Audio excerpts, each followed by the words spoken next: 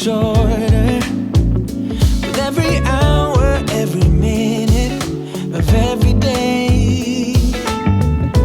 Couldn't sleep even if I wanted to. Need to cherish every moment left with you. Welcome back to our channel. We're Dan and Berto at nandito tayo for today's video sa Nagasaki. This is just 25 minutes away Yun, from yung gusto ko Takeo sabihin. Onsen. At gamit namin itong Yan. Kaya, Shinkansen na to.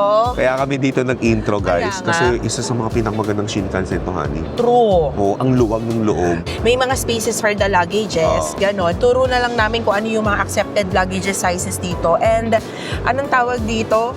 Basta yung parang feeling mo matutulog ka palang ganyan kasi sobrang komportable mo, nandito ka na. Dito ka ng bilis. Ayun guys, samahan nyo kami. Bali, ang gagawin namin pagbaba namin dito, pupunta tayo agad sa Tourist Information Center. And ang sabi, maganda daw na kumuha ng one-day full tram pass. Okay. Kasi dito sa Nagasaki, puro tram. So may ikot natin to lahat with the use of one single tram pass na Parang mas Kumamoto. mura. Okay. Halika, baba Let's na go. tayo. Let's go.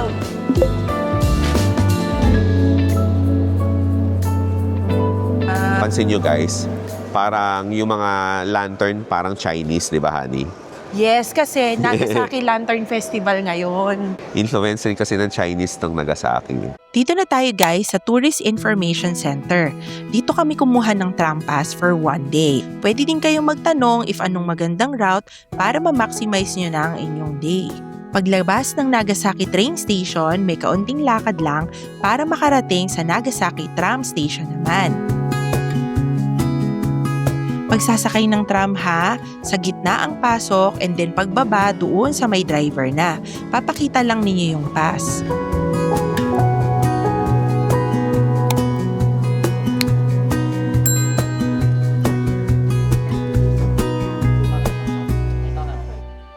At ang first stop natin, Nagasaki Peace Park.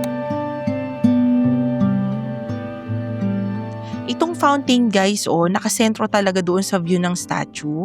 At pansin nyo na nakashape siya ng dove wings para daw ito as prayer and representation ng sakuna na nangyari. Bago makarating sa may statue, maraming maliliit na monuments and structures. Ito guys ang mga gifts ng iba't ibang bansa representing hope and rebirth. Guys, nandito na kami sa taas ng Peace Park, Nagasaki Peace Park. Ito ang pinupuntahan dito na statue. Ang tawag dito guys ay Nagasaki Peace Statue. Very symbolic to guys ha. Nakikita nyo yung mga kamay. Yung kamay pataas, that's the right hand. Ibig sabihin daw, nandyan yung threat ng bomba. Kakabilang kamay na nasa left, na nakaganon, ibig sabihin daw nun, ito yung peace. Hindi na to mauulit. At makikita mo yung statue, nakapikit. Oo. Yan yung prayer niya para dun sa mga namatay dito. At ito ang pinakamalapit na site doon sa Hypocenter. May building dito dati. Pero pag bagsak nung bomba, wipe out. Ang natira na lang yung mga konting hollow blocks na lang sa sahig.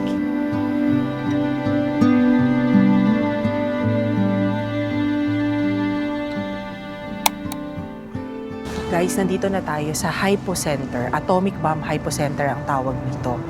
Ito yung area, projected area kung saan sumabog yung atomic bomb. Kasi guys, yung pagsabog ng atomic bomb sa taas. Pero yung projection niya, supposed to be dito talaga. So ito guys, yung obelisk na tinatawag. Diyan ngayon yung memory kung saan yung gitna. Alam niyo ba guys, August 1945 nangyari. World War II yun. So itong area na to, kasi nga port siya, diba? Oh. Itong Nagasaki port, ano lang siya, center siya ng mga trade ng mga ibang bansa papasok ng Japan and Japan ganyan. Naalala nyo guys yung nagkokora tayo, di ba? Yung kokora kasi supposed to be yun yung papasabugin nila instead dito sa Nagasaki. Pero dahil hindi masyado maganda yung view sa kokora, dito bumagsak. Ramdam na natin na nandito yung presence dating-dati pa. Pero ginawa nila na to na Peace Park and yung Nagasaki is one of the, alam niyo yun, fastest growing area na dito sa Japan. Sana hindi na maulitin Oo ever. nga. Yan guys, park siya talaga. Marami nagpupunta mga tao, may mga ilang turista din, ganyan. Surprisingly ngayon, Sunday, hindi masyado marami yung tao. malamig, pero usually may mga ano dito may mga group tours din. So pagka hindi kayo masyadong familiar doon sa lugar, pwede naman kayo mag-group tour, pero mabilis lang siya guys, galing ng Takeo Onsen or Hakata, kunyari sa Hakata area kayo, mabilis lang dumarating kasi nga ano lang siya puro train lang. Next stop natin, Nagasaki Museum. Ang entrance fee dito ay 200 yen.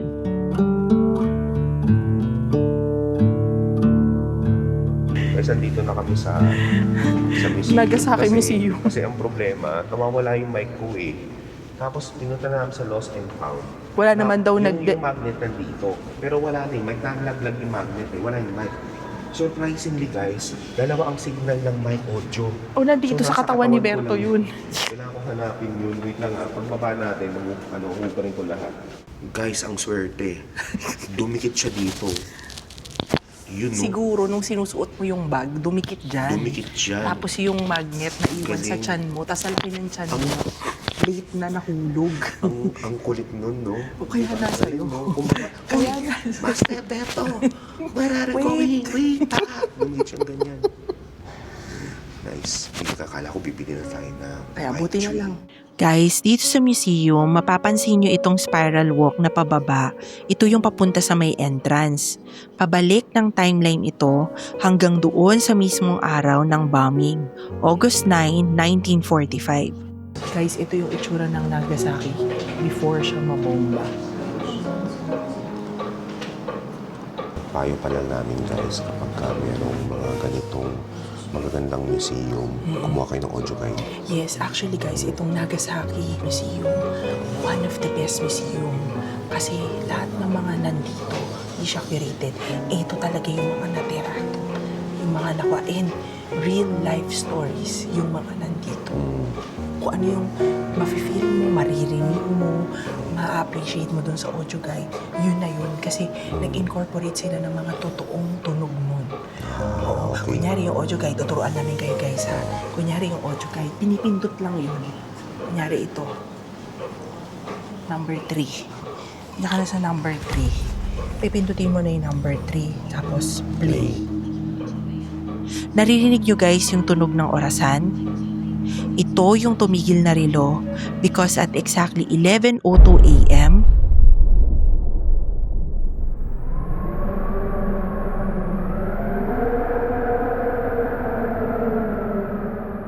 ito guys yung picture ng negative imprint. Ang nangyari kasi nung bombing, may intense radiating heat and blinding flash of light. Sa seconds of bombing, yung paligid nag-iiba ng kulay. At if may nakaharang na structure doon, katulad dito sa tao tsaka yung hagdan, magmumukha siyang shadow. Tapos, ito na yung structure na nakolek after ng bombing. Kita nyo yung mga lusaw na structure? Yan yung instant effect ng bombing. At kita nyo itong bento box? Buo yung bento box pero sunog yung nasa loob. Dinala ito sa museum ng mga relatives para bilang memory noong anak nila. Itong atomic bomb ay dinevelop para maging weapon of mass destruction para matigil na ang World War II. Currently, mas malalakas na ang mga nuclear weapon at napakarami na per bansa. Sana never na itong maulit. Kagagaling lang namin guys dun sa Nagasaki Atomic Museum. Sobrang bigat niya. Yung feeling na parang nagpunta tayo, hindi ko napanood yung 9/11 namin. Basta, ganun yung pakiramdam. Kasi, nandun lahat ng mga memories, nung mga patunay, yung mga building, yung mga structure, yung mga tao. Patapos na yung route. Hindi ko talaga kinaya na, iyak pa ako. Ibang klase, kasi kitang-kita mo dun yung mga bata. May mga picture kasi doon, di na namin sama sa video, yung mga survivor, pero may mga injury. Kasi, mostly ang damage kasi, burn. Oo. Yung initial damage, burn. After nun, Radiation. sumunod na radiation. So, pati yung mga nag-rescue, yung mga may mission galing sa ibang lugar, nag-rescue doon, hindi nila alam yung impact sa kanila that they were all together exposed into the radiation. Kapag may war, Ang pinakatalo yung mga bata sa yung mga matatanda. Bata matatanda kasi the chances of survival maliit talaga eh. Plus yung mga bata, they are very dependent. So paano sila magsusurvive kung wala silang kasamang adult? Diba? Naiyak na naman kami. Nakakaiyak kasi. Huwag na natin pag-usapan, hindi. Pero nakakaiyak kasi guys.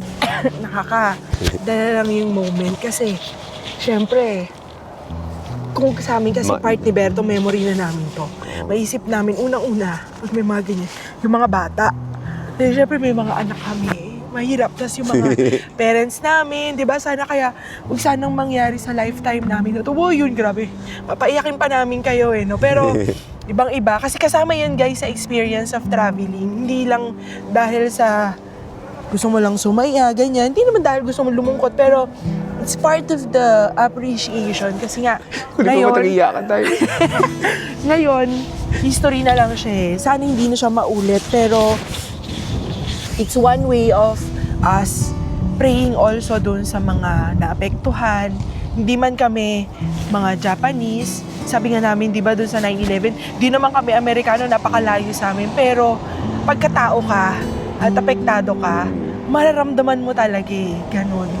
We're praying for everyone. Sana natin ma-experience yon. Actually guys, merong bilang part na rin netong advocacy natin na to spread, to share the experience of traveling. Meron silang advocacy na i-stop talaga ang any form of nuclear. So, ilalagay namin dito sa description down below kung saan nyo makikita yung mismong site para mapag-aralan nyo kasi every vote counts.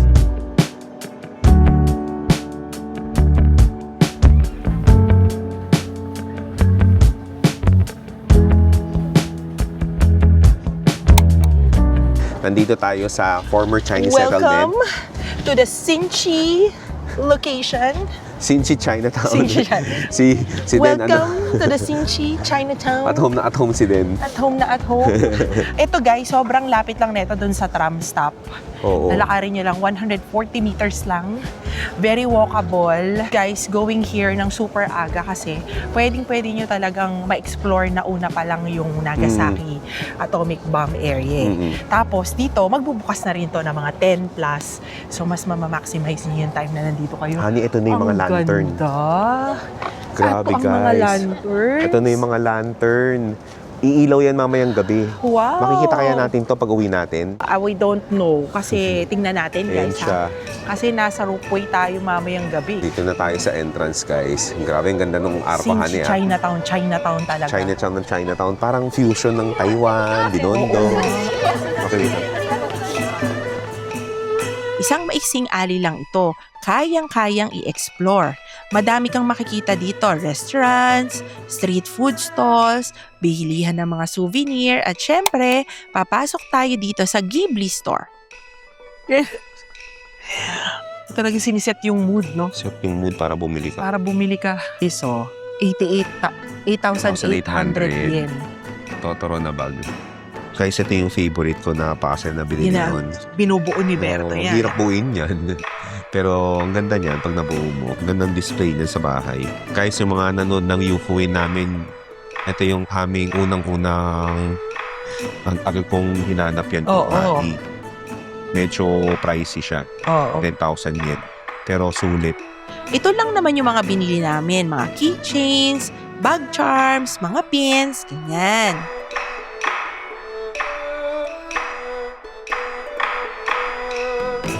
Guys, dito, ang tawag nila, pork buns. Yung buns. In-order kami ng pork buns saka soup dumpling, xiaolongbao. Let's see, ayan, xiaolongbao. Para kang kumain nung yung sa siksik na mga ramenan. Alam mo yun? Dito tayo. Ang kulit ng pork ba? Nakala ko, nakagiling. Ayan. Isang buong pork siya, honey. Isang buong tipak siya, be. Hindi siya yung parang asado-asado na pork. Hindi. Isang buong pork siya. Karne talaga siya, guys. Tapos, kwapaw. Diba? Natin ko ang lasa. Pork ba ng tawag Init, ah. Init, ah. Ang sarap, honey. Lambot? Ano, grabe kalahati agad. Kaya naman sa unang kagat kalahati agad. Wow. Grabe nagsebo agad yung bibig ko. Wow. Masarap pala yung kombinasyon ng kwapaw, saka nung karne, tipak ng karne, Man natin, guys. Japanese-Chinese fusion. Mm. Yan yung karne ng ramen eh. 'Di ba? Yung linamnam. Yung bun nila guys, iba. Mas malambot siya kaysa dun sa mga nakasanayan natin na bun. 450 yen to guys, isang ganito. Melts in your mouth din, Beto. Sarap 'di ba? Lalo na yung taba. Para siyang may hint ng asado, pero hindi siya matamis. Xiaolong bao yan ng Nagasaki. Mainit soup dumpling yan, mainit. Parang nainitan siya pero pinanindigan niya guys. Parang xiaolong bao din mo sa iba. Pero mas Taiwan, nasa Hong Kong. Parang feeling ko makapal yung yung balat niya compared okay lang to- naman. Okay lang naman yung kapal. Kasi di ba yung kain natin ng xiaolong bao sa Taiwan, nadudurog agad yung balat. Parang mas gusto ko yung ganito, yung hindi nadudurog yung... Isang subuan lang, no? Tapos Oo, puputok isang na lahat subuan, sa loob. Puputok lahat sa loob. Parang festival sa loob. Kasi yung karne, tapos yung sabaw, tapos yung balat niya. Yun lang, ang mga Chinese restaurant pala dito, guys, open sila ng 11 a.m. pang Tapos lunchtime. magko-close. Magpe-prepare. Tram time tayo ulit. Papunta na tayo guys sa Glover Garden. Ayun na, honey. Ha? Ayun o. Meron pala Elevator. escalator. May escalator naman pala. Escalator naman. Kinabahan naman kami kasi uphill siya, guys. May escalator naman pala.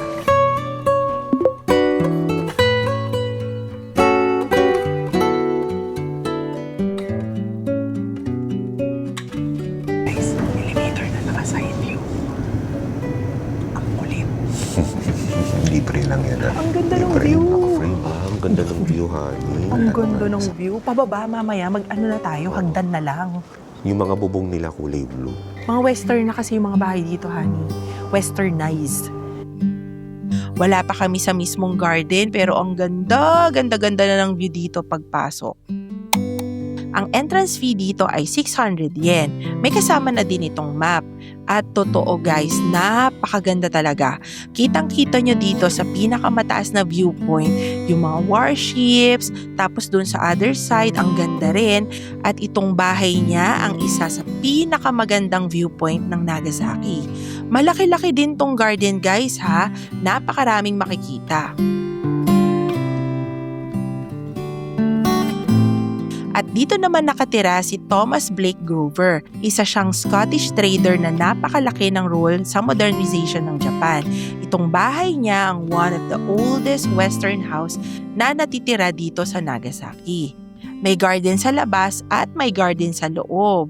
Ang layout ay typical western house. Alam mo, sulit yung bayad doon sa Glover House. Pagkatapos nyo dun sa Glover House, akala nyo yun yung end. Pero walang ibang route kung hindi dito sa exit at papapuntahin nila kayo dito sa museum. Tingnan nyo guys ha. Grabe. Mga float. Mga float yan guys. Grabe. Iba-ibang town dito sa Nagasaki yung nagpo-produce ng mga ganyang float. Tapos guys, pinaparade yan kapag festival. Aside doon sa pagparade dito, may mga tinatawag silang dancing. Yung dancing nila, 400 years na nilang culture yun. Ganyan, no? Giving way sila sa culture para maging festive. Yung pasok, abundancy, yung pasok dito sa port. Diba? Galing kasi nga, to, trading port. Kasi trading port kasi siya eh. Guys, di ba heavily influence itong Nagasaki ng mga Chinese? Tingnan nyo naman.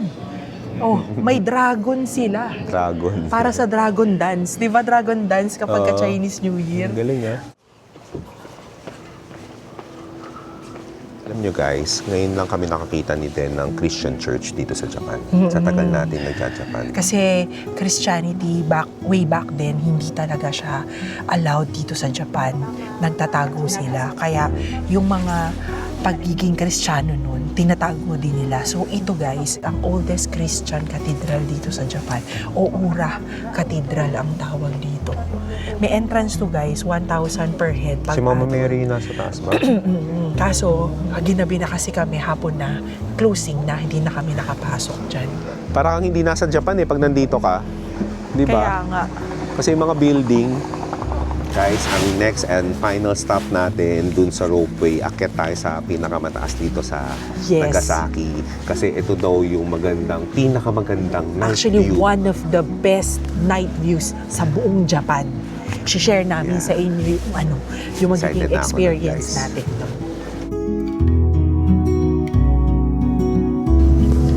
Guys, yung taxi ang bango. Naamoy, pero ang bango niya. Mabango siya talaga, guys. Amoy malinis. Oo. Hindi siya amoy pamango. Amoy, oo.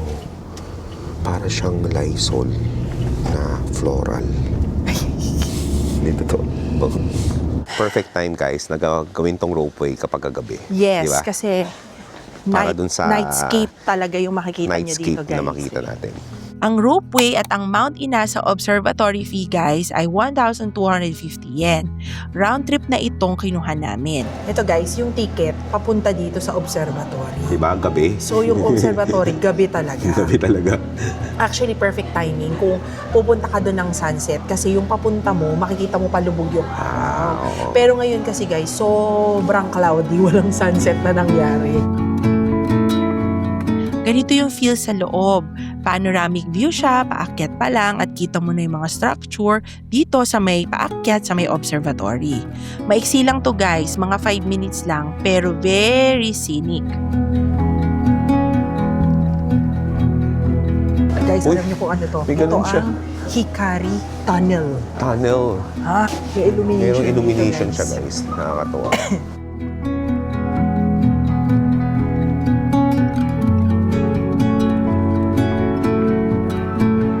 Ito na, guys, ang Mount Inasa Observatory.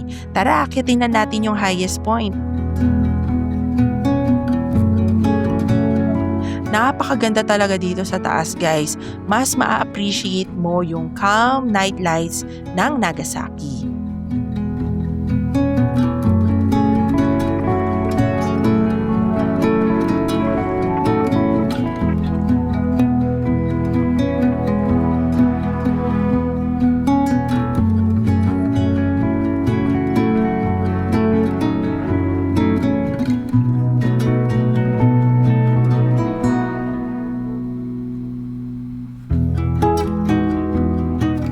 Guys, nasulit namin yung one-day pampas. Sobrang na-enjoy natin, guys, yung Nagasaki. Actually, anong oras na?